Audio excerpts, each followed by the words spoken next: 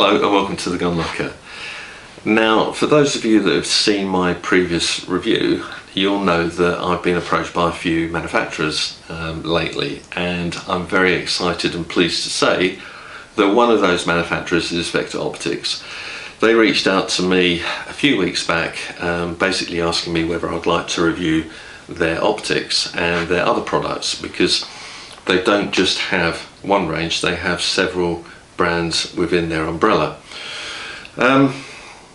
For me, it's a massive endorsement of the channel. It really is. They obviously see value to it, and for that I'm extremely proud, because it's taken a lot of hard work to get here. And to address the elephant in the room straight away, to answer some of the posts that have been planted on my channel by some people that aren't very nice. Basically, I'm not biased in any way towards these manufacturers, and I'm not going to be biased in any way towards Vector Optics. Okay, I'm not. What I'm going to do is give an honest review. Now, if you don't believe me, there's no point watching any further. Okay, so if you're one of those individuals, I'll say thank you very much and goodbye. Okay. If you do believe me, well, thank you very much, because at the end of the day, I don't want anything to affect the integrity of the channel. It's not what I've been working so hard towards. And you guys will know, if you've seen my previous videos, I call a spade a spade. If I think something's crap, I'll say it's crap. Now, some of you will say, well, you know, you've got a dud, because what I've got is excellent, well, it's fine. You know, that may well be the case. It may well be that, you know, the rifle that I have here in front of me is perfect, yet a similar rifle like this may not be. Okay, but all I can talk about is the item that's in my hands at that time. It's as simple as that.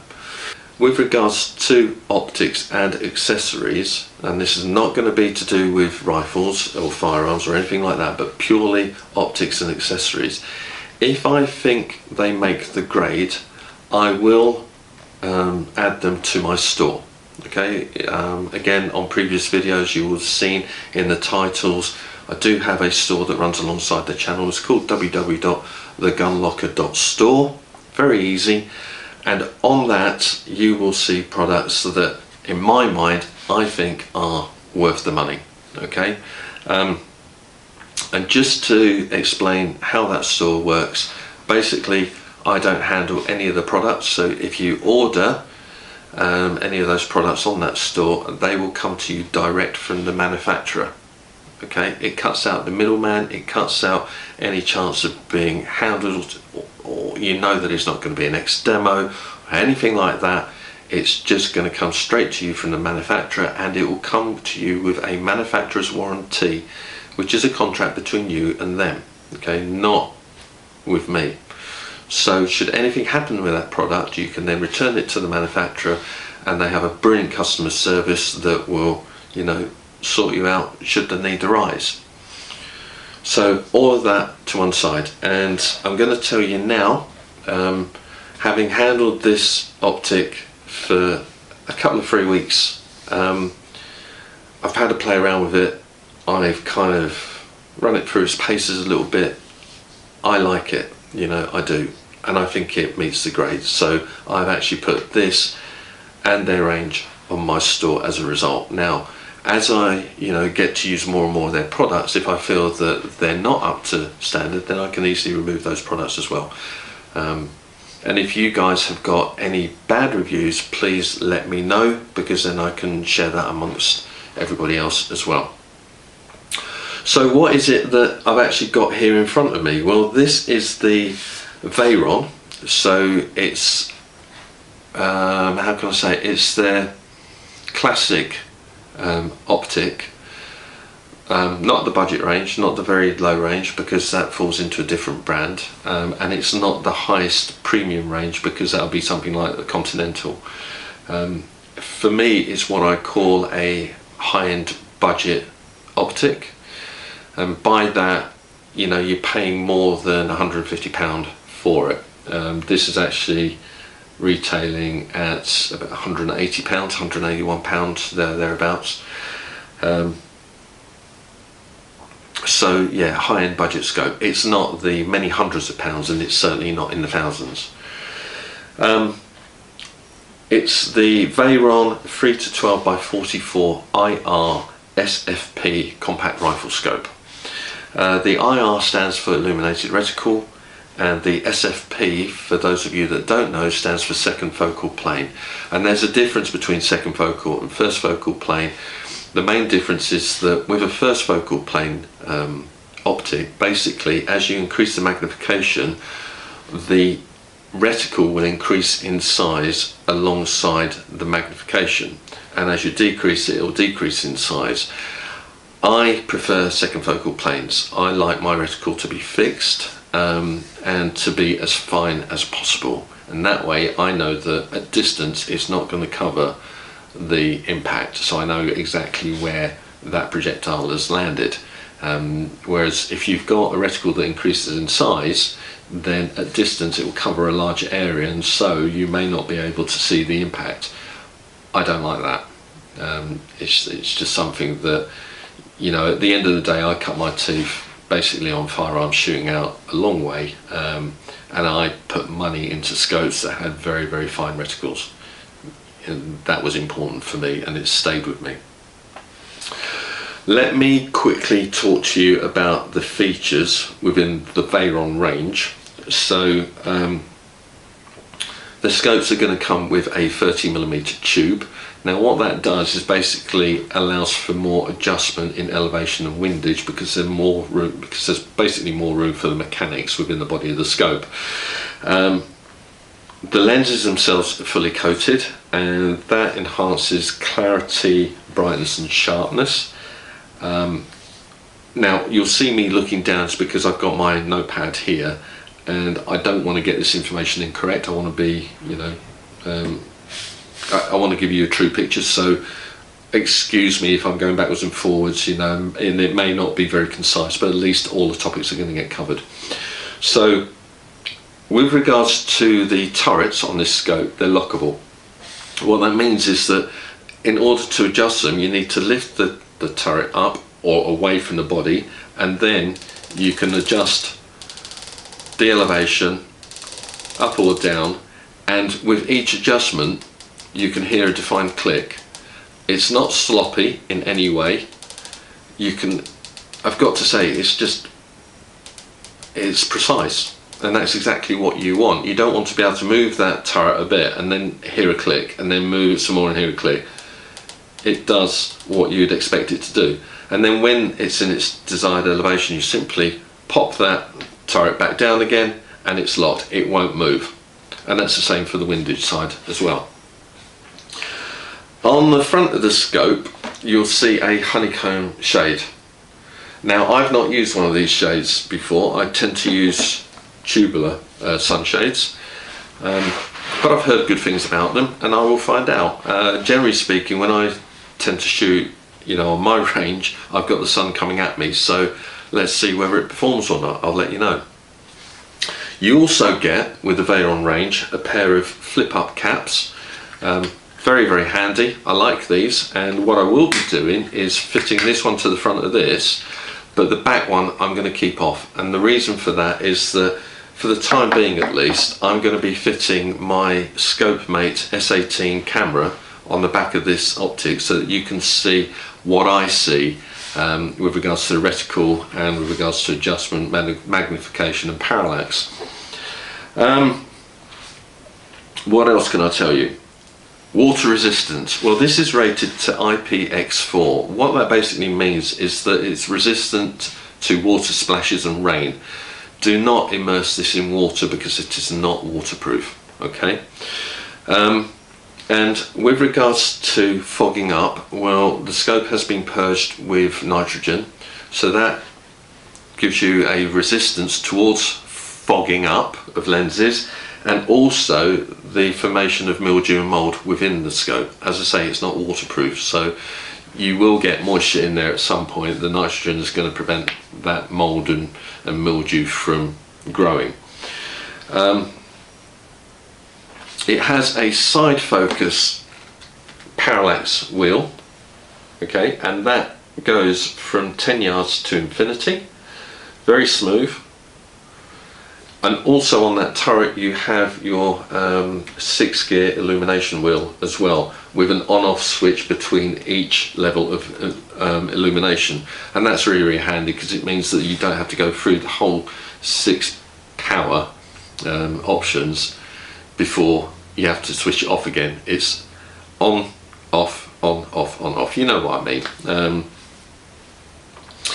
Let me get down to the finer details of this scope in particular.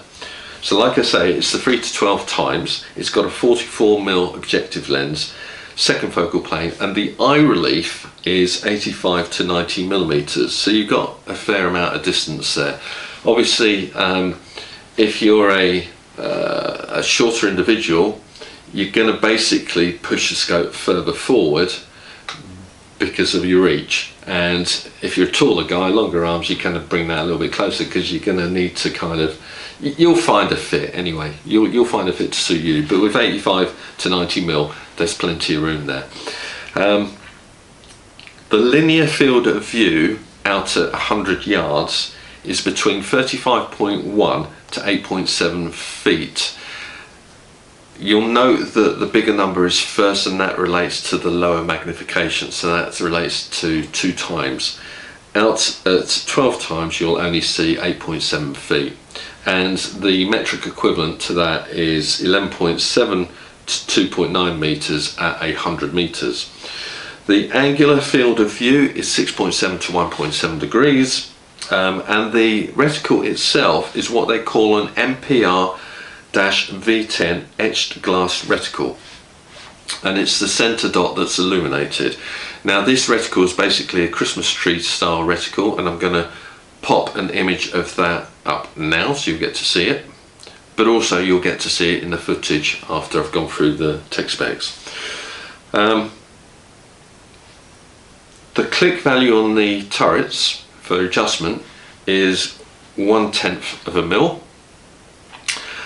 The total elevation and windage adjustment range is 17.5 mil, so that's both for elevation up and down and windage left and right.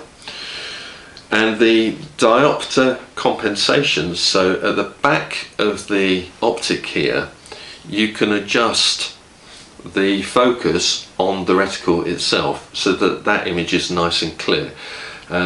And the range of adjustment is from -2 to +2. Now if you are an individual that needs more, then look to something like their Continental range, which will go from a -3 to a +2.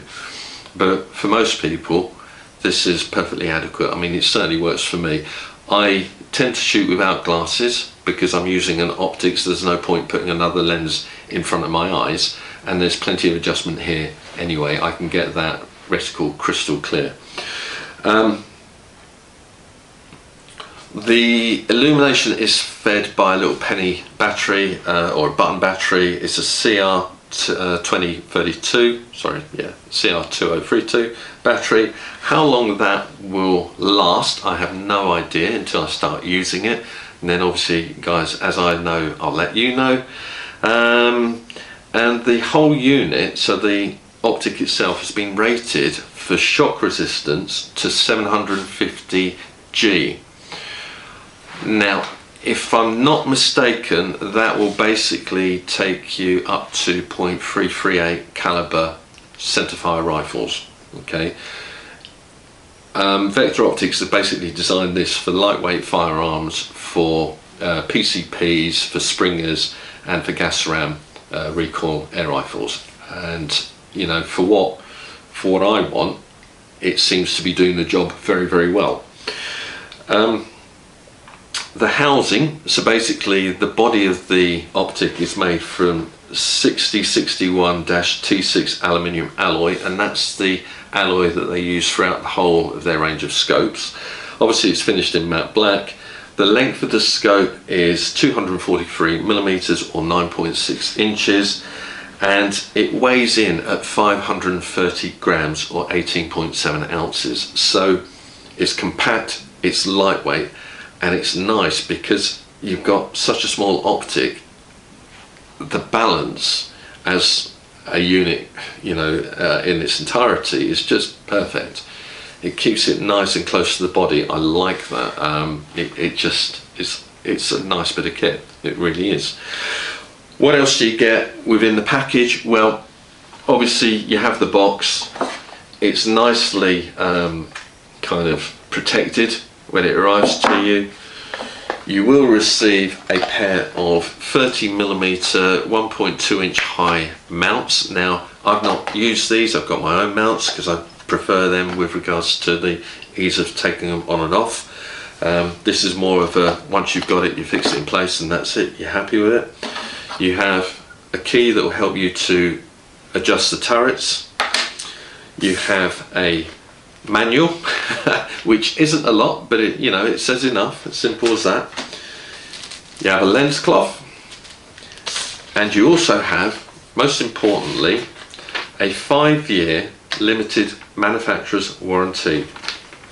And basically, that will cover you for anything that goes mechanically wrong with the optic, provided that you do not abuse it. Okay, so be sensible, and if you have any issues with it, get in touch with the manufacturer. That's what that warranty is for.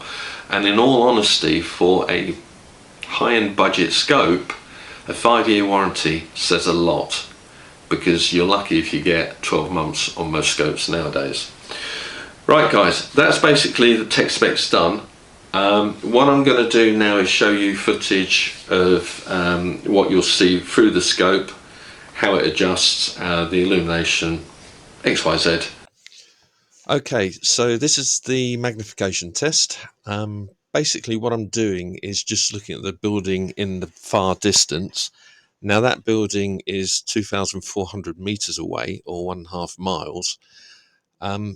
What you need to bear in mind, guys, is that it is an extremely bright sunny day, and because it's November, that sun is quite low, so it is playing havoc with the ScopeMate S18, and light is bouncing back off the rear lens as I'm looking through the camera, so it's giving me a little bit of a milky image, and to boot I've got some heat haze to deal with as well. But what you can see here is me zooming in from 3 times to 12 times power. You can't really expect any more from this scope, not with that magnification range, but at least it gives you an indication as to what you'll see via it. And you also have a good image there of the reticle. Okay, so next up is the elevation adjustment. As you can see, the reticle is creeping upwards, and that's the amount of movement that you get basically per click on the turret. You can see here that the reticle has just kind of changed color there. It went from black to almost, I don't know, what would you call that, bronze color? Well, that's the effect of sunlight coming in and messing around with the optics inside the scope. You can also see that the image is fuzzy around the outside edge. I believe that's to do with a honeycomb shade. Now, guys, remember, I've got a very low sun to deal with, and it's coming in diagonally from my right-hand side.